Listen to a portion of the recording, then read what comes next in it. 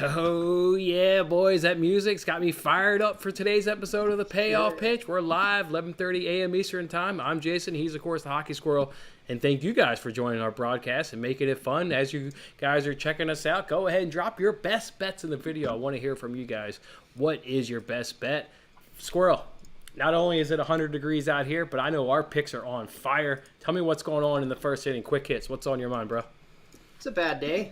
It's ugly. I was struggling to find things, and so that leads you to lower volume, but that's okay because the thing to know is when to lay off and not to force things, and that leaves me with a very, very low volume today. I've been playing low volume anyway, but it reduced me to not only a couple of picks, but also some half-unit plays. I will be sharing today my only full-unit play. So stay tuned for that at the end, or I guess in the, seventh inning, our best bet section. So damn right I will be. I cashed your Blue Jays the other night. I cashed your Red Sox the other night, so can't wait to see what you've got cooked up with everybody. Can't wait to see what I've got cooked up for everybody. And on fire. Love baseball. Tell it everybody. It is my best sport by far, and we're currently on a nice little heater. It feels good. Hey, I want to echo your same thoughts. Tough day for bets. I like to be honest with people. Everybody knows you're gambling every day, but I like to tell people when I'm gambling, and people who've been following me long enough knows what that means of, like, I've placed the bet because there's enough research to back it up, but we're kind of gambling here. So I've got to give you guys 5 bets today. 2 bets I love, 3 bets you're going to be gambling with me if you're going to go ahead and tail them on with me, those 3, but I'm on a heater, so I feel like I'm going to go ahead and be pushing the right buttons. Our job essentially is to give you the most likely possibility. Like, nobody knows shit, right? But if you look at today, like there's days where you just really don't know. You know what I mean? Like, right. There's days where it's like things just don't add up. They make no sense, and those are the days to not force, because that's legitimately how you lose a bankroll. And I've been through it. I've done it multiple times, and you start, well, maybe I'll try this, and I'll be extra sharp today. I'll be sharper than the sharps, you know, and you try to start forcing things, and it goes horribly bad. I mean, you'd be much better off and much happier going 1-0, or just not even making a bet and waiting till tomorrow sometimes. I only laugh because 1-0 like is awesome, but man, I love having 6-7 plays and give me the action. I'm checking all the box scores. This is me every night. I'm like, I got my two phones. I got my two phones up and my tablet, and I'm like, got 3 box scores streaming. I love it. Did you listen to my podcast the other day? The new one that I have on my website? I've caught about 10 minutes of the 20 minutes. Cool. There was a section in there where I talk about where, like, when I started betting, and this is maybe like educational for people, but when I started, I would make maybe 3 bets in a week. You know, like I would pick the one game that I loved, and I would study that one game for like 3 or 4 hours and go over it and over and over. Did I miss something? I'd have sheets of notes, and I would walk into the casino at the sportsbook, and people looked at me like I was nuts, right? And but I was winning and winning. Like, those were the best times that I've ever sports bet, where I've won thousands and thousands of dollars. And when I got away from that, when I started engaging in social media, I came across other sports bettors, and it was like the norm is to bet 8, 10, 12, 15 games a day. And I've tried to force that, and, like, you know, we've got to have this big day where we go 8-0. There's a reason why you're not hitting 10-team parlays, because it's insanely hard to do. Even if you straight bet those, you're stressing and watching 6 screens to go, 4 and 5 for the day, or 5 and 6 for the day, you know, and you just, it feels stupid after a while, where, like, legitimately, if you for a week went 1-0, like, how could you not be better off that way? I will forever now preach low volume. I've gotten back to it. If you're a customer of mine, you've seen this. Like, this whole month has been excellent so far. The last week, even doing the payoff pitch and my TikToks and all that, it's just been 1 bet, and it's the best bet on the board that I can find, and they've been doing very well, and I'm up by far as a result. So, well, let's jump on into it and get to what that 1 bet is going to be a little bit later on the show. But before we do that, we'll start with the second inning, called Around the Bases. Let's both talk about a couple of games. I'll go ahead and kick it off. To me, I talked about maybe not liking today's slate. Boy, I love this bet. I already tweeted it out. It's that Braves F5 team total over 2.5 runs at minus 110. It's about a no-brainer as you can get. They haven't seen Fetty yet this season, but when they saw him 4 times last season, this bet cashed in all 4 of those starts. We know who Fetty is. We've faded him from time to time. He's not an auto fade. He's not a Mitch Keller or a Zach Davies or a Senzatella. Although he actually pitched pretty good last night. We barely squeaked out that nice Guardians moneyline parlay last night. But anyways, he's not an auto fade, but he's a fade, and especially with the Braves hitters. They all have great batting averages against him. Of course, you're going to cash this bet in 4 starts, 4 out of 4. Yeah, the Braves hitters are obviously going to see Fetty pretty well. And the Braves come in hot. 5th best batting average versus right-handers, 4th in on-base percentage, 1st in slugging, and 3rd versus on-base plus slugging. So hot offense, a pitcher that they absolutely crush every time. No-brainer bet. Let's just hope we can get the right result. It's Braves F5 team total over 2.5 runs at minus 110. What's a game you want to talk about? I don't know if I was able to really get fully on it. And there's 2 ways I think you could approach this. And as far as sharp action would go, there's one way of betting this game that is, I guess, a little bit better. But in the stats, it doesn't make sense. You know, like I'm just trying to tell you that I only am betting games that fully make sense, full circle. I'm not trying to go against anything if it looks off to me. And that game is this early afternoon White Sox and Detroit Tigers.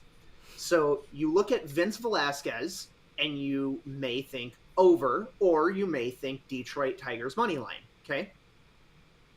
Now, when you're looking at stats, the Detroit Tigers are bottom of the barrel with the Athletics. Nothing about this offense, to me, says we have a chance to win. You know what I mean? Like, it's the reason I went against the Athletics with the Boston Red Sox and took that run line. When you have a discrepancy that large, it's very hard to get behind a team that is just simply not producing runs or hitting the ball at all, getting on base, anything. So, well, the money is on the Detroit Tigers, and I understand why, because of Vince Velasquez.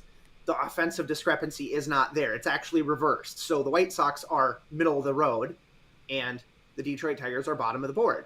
Why would you back that offense? So then I start thinking about an over, but again, if Detroit's not getting runs and not hitting anything, which way do I go on that? And really, I guess I lay off, but those are the 2 ways that you could go depending on the pitching and how you may see the game. But I definitely don't think I would probably take an under with Velasquez, and I don't think I would bet the White Sox with Velasquez. I mean, it really kind of comes down to that starting pitching of the White Sox. I like that right there. So I'll kind of give you my thoughts on that game. I knew what you were going to talk about, obviously, before the show, so I looked those stats back up because it wasn't a game I dug into deeply. We talked about this on Monday when Lance Lynn made his season debut. Both the White Sox and the Tigers were in the bottom of the 20s numbers in terms of roughly about 23 to 27 when you go look up the offensive stats versus right-handers. Well, the White Sox are now about middle of the table, like you said, and the Tigers are almost out of the bottom half, the bottom 10 in the league. So maybe an over is in play because the offenses are trending up, and you got Velasquez on the mound. So nice little angle right there. I want to jump over to this Orioles versus Blue Jays game as my next bet.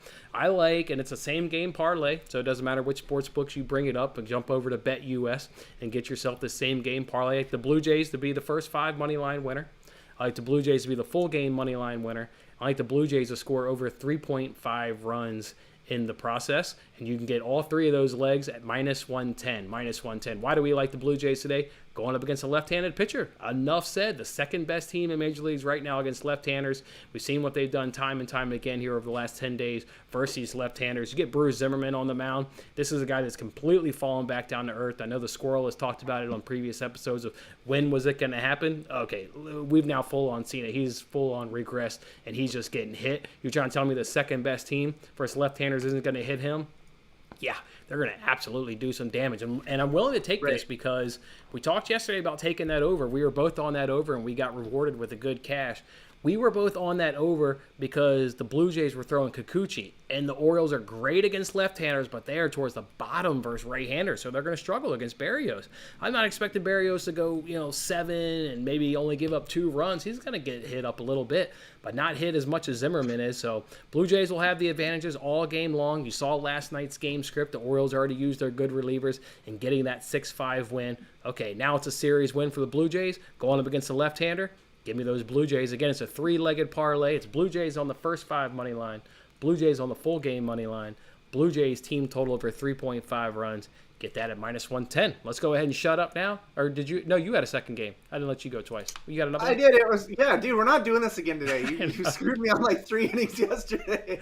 No, the way you say it, it's funny. It sounds like a breakfast cereal, like Berrios. I don't know. Anyway, he's ex-Twins. He's an ex-Twins player, so I'm familiar. Yeah, I love the over again from a statistic standpoint. However, once again, when you look at distributions, the way that the line is moving, right, it's a big telltale sign as to the line movement. We talked yesterday about 2 games where the line movement was very strange, and that was the Texas Rangers, who led 3-0 till the 8th inning and got, we had talked about a bad beat. And the Miami Marlins was another one that I was on, and that was an insane game if you watch that one down to the 8th and 9th inning as well. Just very, very back and forth.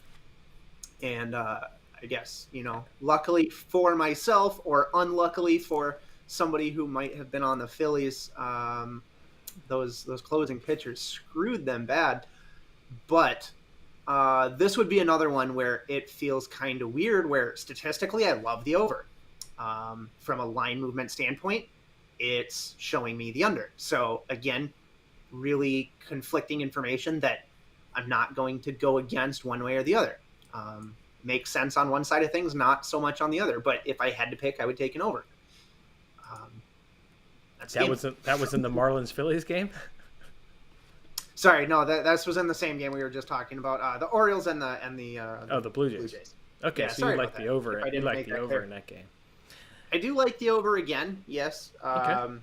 But yeah, line just, I don't know. It's like when you get tipped off, like there's like weird feelings. It's just a bad vibe. Like I just do not, I don't know. Like when you start doing this long enough, like have you not been around for years and seen like weird movement and all this stuff that like you just start to recognize it as you do it day after day after day after day. You know what I'm saying? Like you see a line set a certain way or you see it move a certain way in accordance to the money, and it's just not right. So in those cases, I'm staying away. Time to shut up. Let's give these guys some pitching props. That's what we'll do here in the 3rd inning. Now I want to go ahead and kick it off. I've got a plus money bet that you can no longer get at plus money. Hopefully you're following me on Twitter. Whenever I place a bet, if I know that's going to run, I like to go ahead and tweet it. So hopefully you just follow me on Twitter and you're going to get this one at plus money. It's Spencer Strider there of the Atlanta Braves under 5.5 Ks at plus 116. It's only cashed in one of his 3 starts. So why are we doing it? This was one of those bets I said it's got a little bit of stats to go ahead and justify it, but you're going to be gambling with me if you want to go ahead and back this one up. Again, it's only cashed in one of his 3 starts.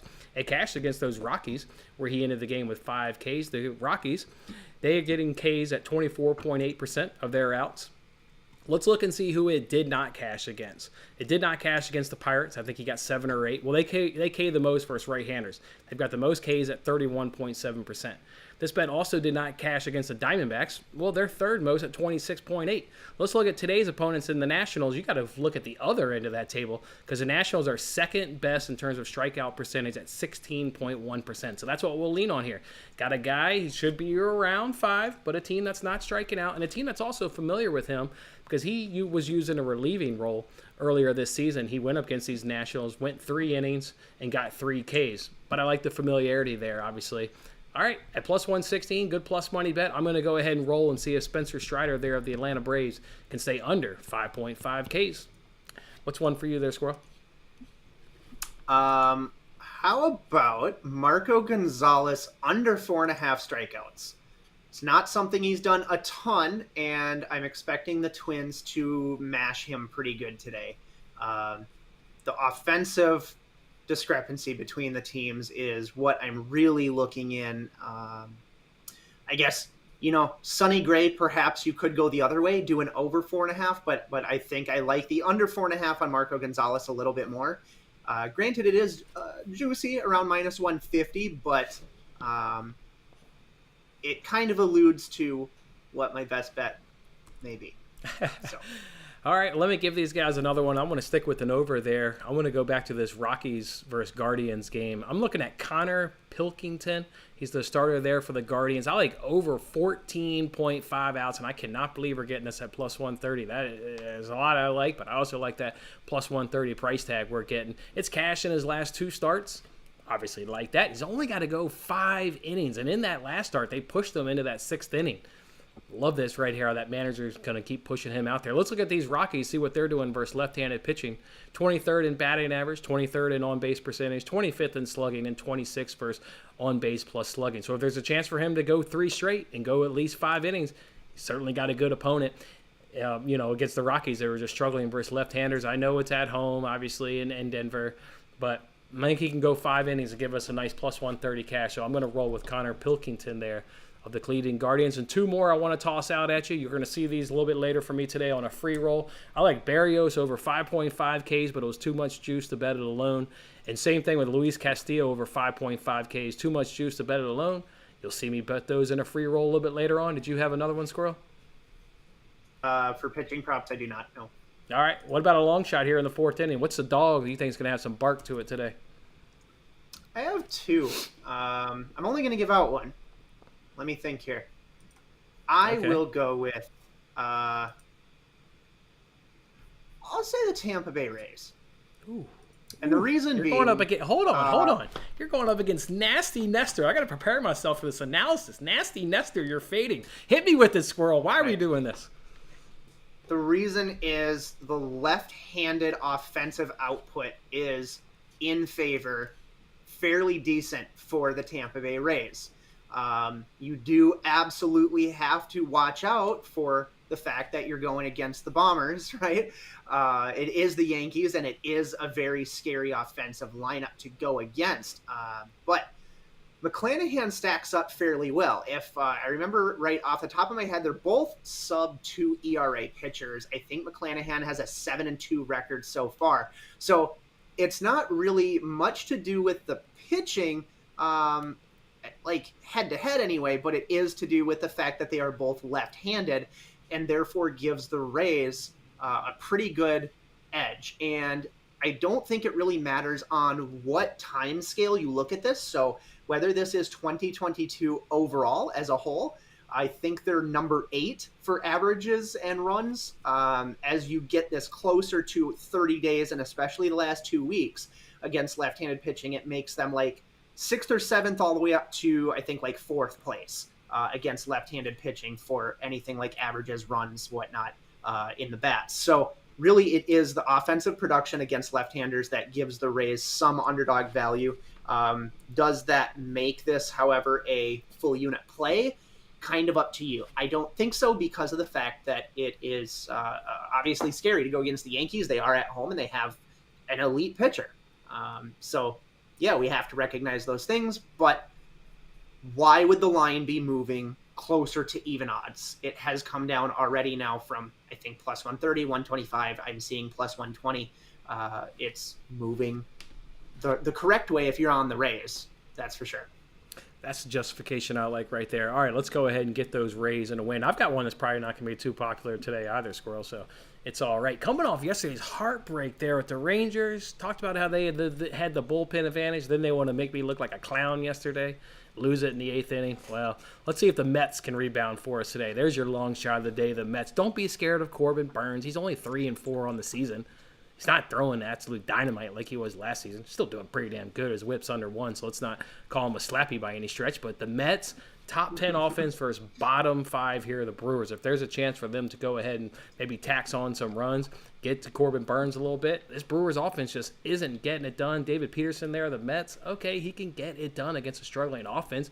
He just needs to hang with Corbin Burns. Corbin Burns is going to get roughed up. I like it. We all know how outstanding this Mets bullpen is. Absolutely elite here in the major leagues. I like the Mets. They have plus 115. I think they can go ahead and get it done. So give me the Mets. I think they're a good underdog today if you're looking for one. Definitely. Keep swinging. What hitting props you got today, Squirrel? How about anybody almost from the Braves? Yes, Fetty's gonna get rocked. I should have made that like an Absolutely. 8-unit play. Should have been my banker of the year. Oh man, they've been putting up runs. I mean, they're number one in runs, but they just can't stop hitting the ball, dude. Anybody on this team, Duvall, Azuña, Austin Riley here. I mean, it just Ozzy Albies. Take damn near anybody, the base total or the hits. I mean, whatever you feel like is good, but just something on the Braves for those batters. If you're looking for props, that's probably the game to look at today. If you're a fantasy player, take some Braves players. Love that right there. This is when I knew, when I got to this section in terms of doing the research for the show, that I was like, okay, it is a slow day. Because normally I could find some hitters I think have some advantages. You mentioned, obviously, all the obvious ones. I thought it was kind of tough today to even give you guys 2-3 guys that you could maybe put in a parlay.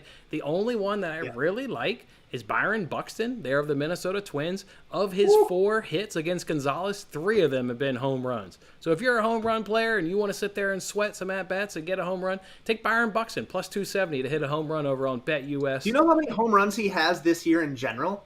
Like, have you seen how many he's just, like, over the wall every time? Like, I went to a game last Friday night. I don't even know who the hell we played. Anyway, I went to a game last Friday night, and the dude put 2 over the wall in that one game. I was he hit Garrett Cole the other night. He got one as well. Yeah, he's incredible. The guy, he's got the speed, the whole 9 yards. He's a very, very good player. So I like that pick. Goes along with my 7th inning as well. So he just can't get to that 7th inning fast enough. Before we do that, though, you got to give these people a steal in the 6th inning. Do you have anything that's a steal? I do, huh? Boy. I was pretty rushed today. I'm not going to lie. Why don't you go ahead? All right, guys. 2 Nerfies for you guys. Gave you guys on Monday. Told you it was the squarest Nerfie on the board. Let me give you another one that's also super square. It's Rays Yankees. I mean, he touched on the matchup there. Cortez, McClanahan. Go look up these guys' numbers in the first inning. They are just absolutely outstanding. This one's juicy, though, at minus 154. So let me give you one that's priced better, that I've decided to roll the dice on, and it's that Reds versus Diamondbacks game. I'm going to go ahead and do the Nerfie on that one at minus 122. Gallen in his 11 starts has only given up 2 runs. He's added in 12 Ks, so we like that. Castillo, not the greatest. 6 runs in 7 starts. But let's look at who he gave up runs to. He gave up 2 to the Cubs, 2 to the Cardinals, and 2 to the Nationals. The Cubs are first in major leagues in runs in the first. Nationals are third, and the Cardinals are 9th. No big surprise. We generally know those offenses. We talk about them on enough of a regular basis. Diamondbacks are 22. And Castillo's got good success record against hitters in that lineup. So, okay, he's not had the greatest, but this is an opponent where he can get it done. Gallen can get it done. I've kind of talked about this series, how I like the over. I want to talk about this in rapid fire, that I think this is a great live spot. I think you're going to see the first 5 maybe cruise to an under. And then once they get in these bullpens, I think you're going to all of a sudden see an under. So I would live bet this game because that number is going to drop and you're going to get a great one. So neither pitcher also pitched in the previous series. That's why we like the over in those first 2 games. Well, when these 2 teams hooked up last week, Castillo and Gallen didn't pitch in that series. So I like it. Give me the Nerfie. Reds, Diamondbacks, minus 122. All right, 7th inning. My steal is going to be before you screw me over again. My steal. I'm going to say take the Braves on the run line. Yes, take the Braves on the run line. Dude, Fetty, we already talked about the batters. That's ridiculous. Those stats. What is he like? Take a Braves run line. That'll be a steal. I feel like that's an easy pick. Minus 120. Oh, that's it. At a retail book, it's minus 120. So if you're getting reduced juice, you should even be able to find that better. I like that. All right, folks. 7th inning. Hit it with the people. What's the best bet on the board? We went head-to-head on this one today. We're clashing a little bit. I'm going to say my best bet is the Minnesota Twins on the money line. Minus 135 is the best price out there. A lot of books are minus 140. I would not recommend the bet over minus 145. However, the second you hit minus 150, you're now at implied odds of 60% to break even. So that is why minus 135 or minus 140 is, not slightly better. I mean, obviously it's slightly better, but it's going to provide you with a profit at a 60% expected win rate, right? And you have Sonny Gray on the mound, which gives you pretty significant edge over Marco Gonzalez, who is really the reason that this play is being made. That would lead you to wonder, maybe, should you try a first 5 innings money line on the Minnesota Twins? Sure, I think you absolutely could. I would have to assume that that's going to be more expensive than just taking a full game money line. And I gave out the full game money line. I think you could do this either way. But again, as we've talked about, in the Twins, you're getting a top 10 offense, correct? And the discrepancy there is the largest on the day that I could find of all games, maybe other than like the Braves and such. But for things that I'm talking about where everything lines up, to me, this is the game to play at a minus 135 if that is the best price that you can find.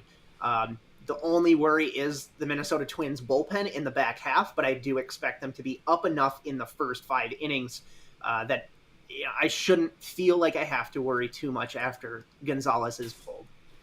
All right, let's go Twins. Let's get you a nice victory right there. For my best bet of the day, I am going to have to repeat myself today. Just didn't have that many bets. It's that Braves F5 team total. Yeah, enough said. That's one of those bets where you feel so good with the research. Like when you lose it, you literally just say, oh, well, and you just go right back to your next bet. Like you don't even get pissed if it doesn't hit. It's got so many stats to support it.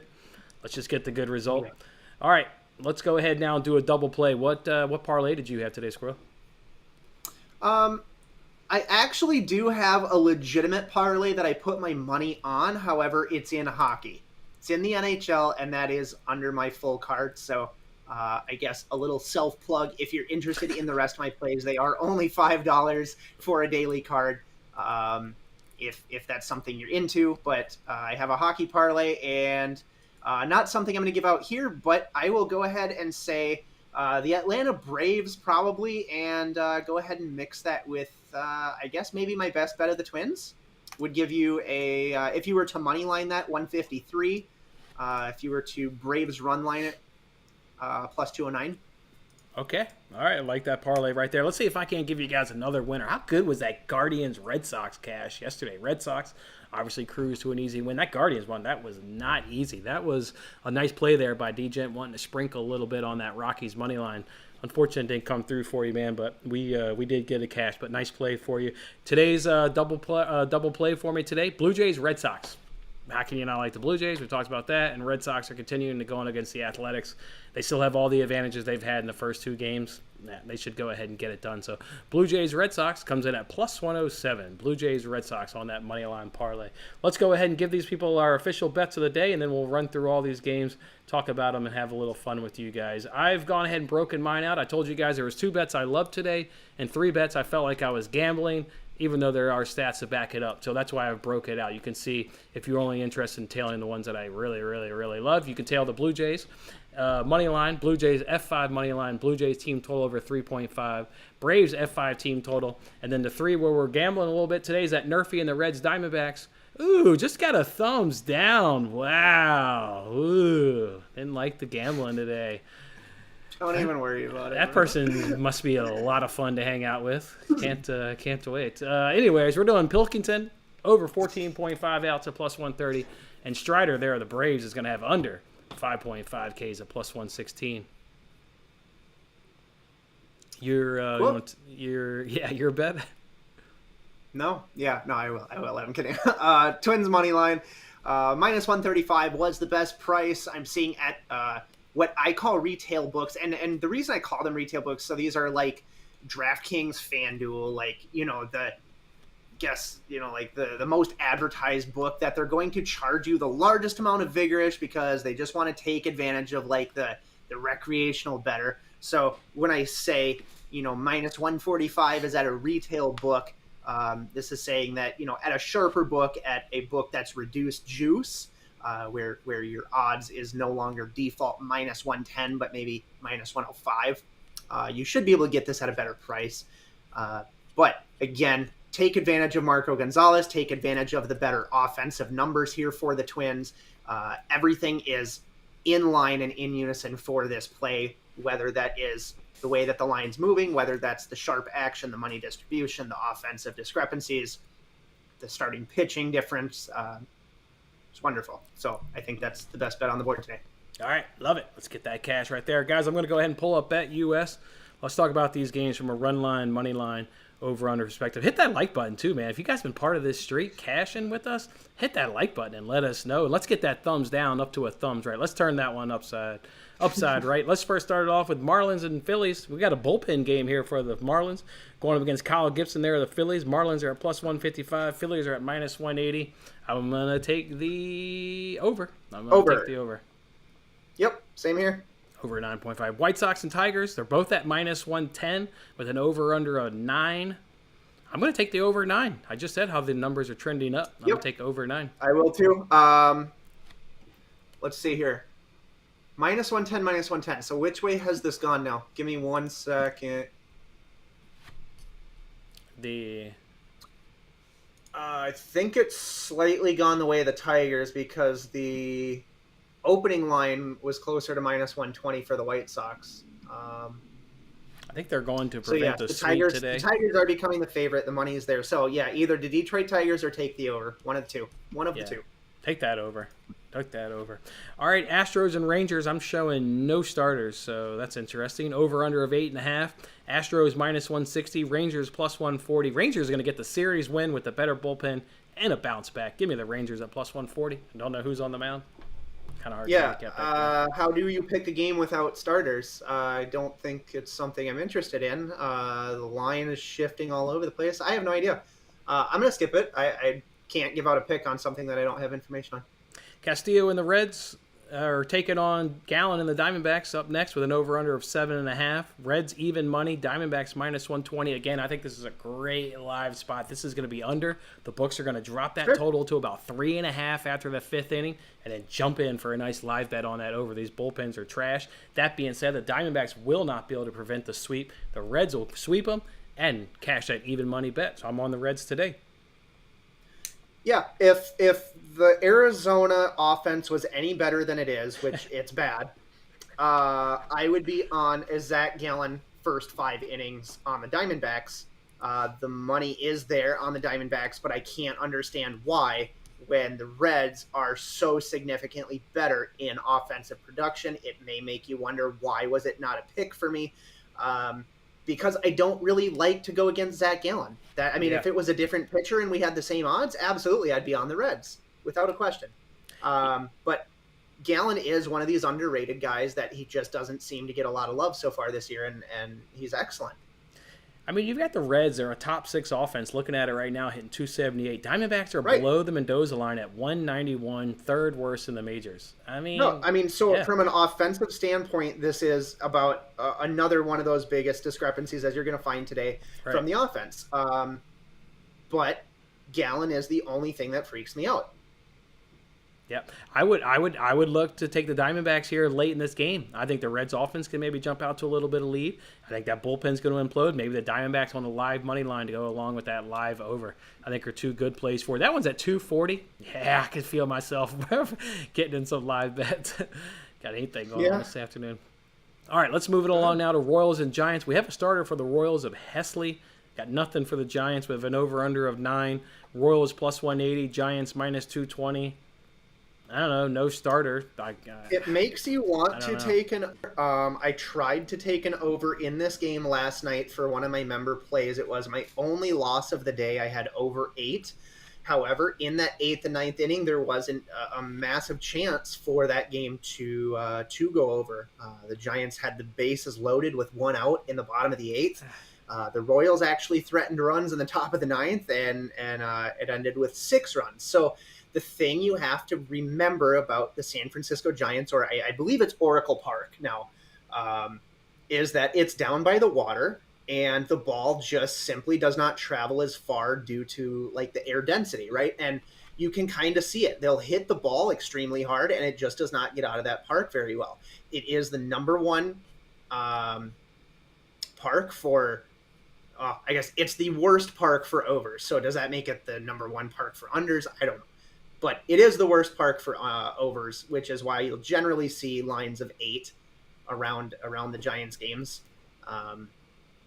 With the bad pitching, though, I mean, you have the Royals with the absolute worst bullpen, but the Giants aren't hitting the ball very well. Their offense hasn't been there. So perhaps try, I don't know. I don't know what the hell they do because I don't want to pay that much for a team that's not hitting the ball either. So under 9. I don't know if there's much you can do. Under 9. I like it. I'm on under Sure. 9. All right, Twins and Mariners. I'm just gonna skip that game. I'm not gonna say why I like the Mariners. So we're gonna get that Twins victory. So let's go Twins. Okay. Let's cash that sucker. Braves and Nationals. I don't think we need to waste any more time on that game. Rays and Yankees. You made a case for the Rays. It's hard to go against the Yankees, a nasty Nestor. I can't be mad at you. There's a reason why this under's at 7. Yeah, jump on the under, just like we talked about, what was it, against Aaron Nola and Alcantara the other day. It was like, get on the under. However you want to get on the under, just get on the under. Orioles and Blue Jays. I can't imagine anybody taking any of that Orioles action today with Zimmerman, but I don't know. If I were going to play it, it would be an over 9.5. I don't think there's enough of a. There is, but there isn't. I mean, the offensive discrepancy is insane, right? I mean, you have a number 1 offense in the Toronto Blue Jays against Bruce Zimmerman. Like, does that not scream Blue Jays? Yeah. But getting Jose Barrios to me is not like getting that Alek Manoah that I had the other night in terms of statistics. So I think I would just play an over. Over for you. We got Brewers and Mets are up next. I gave you guys the Mets, I think, is the best dog of the day at plus 115 over on BetUS. The Brewers check in at minus 135. Again, it's Burns versus Peterson with an over-under of 7.5. I'm just going to stick with the Mets and just stick with the Mets. That's what I like. Cool. The time to take the Brewers would have been earlier at a minus 125. It looks like they've increased to minus 135. I no longer would be interested. If I was still getting minus 125, I'd be interested in the Brewers. Okay. Athletics and Red Sox are up next with an over-under of 9.5. Athletics come in at plus 160. Red Sox at minus 190. I think you can just keep doing the Red Sox run line. The offense and bullpen advantages are huge. I just go right back to the run line there. Could, but it's a bullpen day, right? I think I would play an over maybe here. Although the Athletics, again, this is where it's worrisome because you're getting the worst offense in the entire league, and then you're taking an over against it. Difficult to do. I don't know. That's why I laid off. I didn't play it.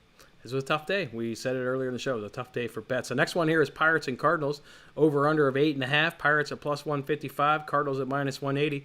We just got a question from Dgent there in the chat wanting to know if the Pirates F5 team total over 1.5 is a good play. I love using free rolls on 1.5. The only thing I'll say that is we did the free giveaway. Who was the worst team versus right-handed pitching? My man won $50 because he came in with the Giants. Refresh the numbers every day. It's now the Pirates batting 175. So I can't get behind the team that's got the worst batting average. But I understand why that question is proposed. I kind of like it, but to the question, I will say it is worth it. Yeah, to the question, it's worth it. Minus 110. So you only need 2 runs. I like it. So that one's up to you. Overall, though, in terms of that game, I think the Cardinals can sweep the Pirates. For whatever reason, the Cardinals own the Pirates. I mean, they just own them. I don't get it. I mean, I do get it in terms of better, but yeah, so just give me the Cardinals run line. Give me the Cardinals run line. I don't care about, there's a lot of people that play into that, like, it's tough to sweep a team crap. I don't play into that narrative. Every day is its own independent thing. 100%. Yep.